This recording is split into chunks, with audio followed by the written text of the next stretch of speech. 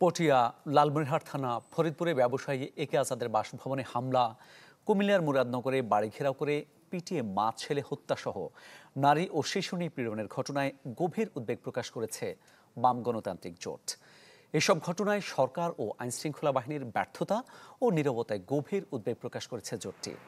শুক্রবার এক যৌথ বিবৃতিতে বাম জোটের পক্ষ থেকে বলা হয়, অভ্যুত্থানের পরে মাজার ভাঙা, বাউল আখড়া, ভিন্ন ধর্মাবলম্বীদের উপর হামলা, আদিবাসীদের উপর নির্যাতন, নারীদের পোশাক নিয়ে মোরাল পুলিশিং ও সাম্প্রদায়িক নিপীড়নের ঘটনা ঘটেছে।